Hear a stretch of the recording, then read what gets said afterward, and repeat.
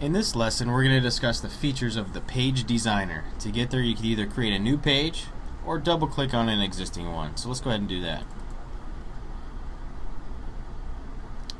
This takes you to the Page Designer layout.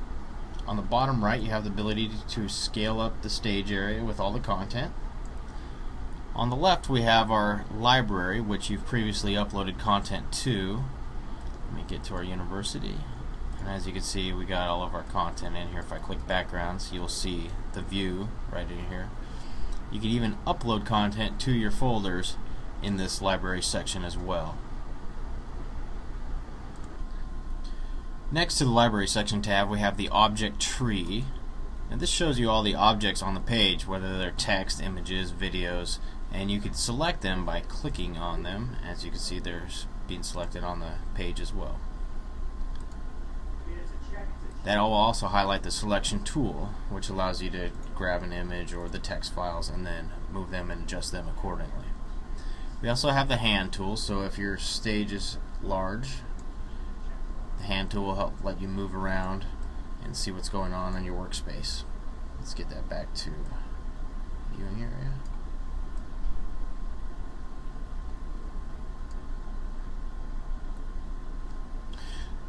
We also have our text object tool, so you click that, you could bring that in, and I'm just left clicking and dragging a rectangle to type into. And again, our text tool is a rich text editor, which means that you could add colors and formatting to it. So I'm just going to type the word hello here, and if I wanted to make it larger, I could go ahead and do that. Maybe change the color a little bit, and just hit OK. And then that'll appear on the stage. With the text tool, we also have our drop shadow tools. As you can see, there's a drop shadow on this text right there, so we can adjust that accordingly. I like to make mine pretty minimal. And there you go. The next section we have is object arrangement.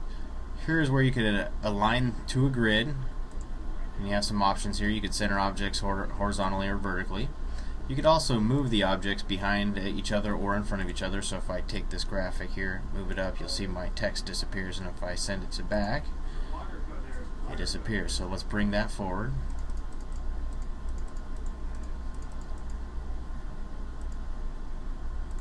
And there you go. Move it back down. Oops, cancel that. Let's move it back down. And then there, as you can see, you could adjust objects in front of each other or behind each other. The next thing we need to discuss is adding a background in here, but what we'll need to do is get to a blank page for that. So let's save up in the top right, and then we'll close the page down. So let's create a new page, hit next, and then that'll take us to the designer stage again, except that now it's blank. So to add a background or a background color, we have our background controls. So you could add a background color by adding using the color drop down, or you could actually come into your folder here. If you maybe marketing has created a nice background for you, you could go ahead and use one of those. So I'm just going to left click and drag it onto the screen, and then I'm going to right click and select my image as a background. If I don't want to do that, make sure it's highlighted. I could use my control section up here and go set as background. And that's it to adding a background to this particular page in your project. The last feature we need to discuss in our page designer is some of our drawing tools. Right here we have some vertical lines and horizontal lines.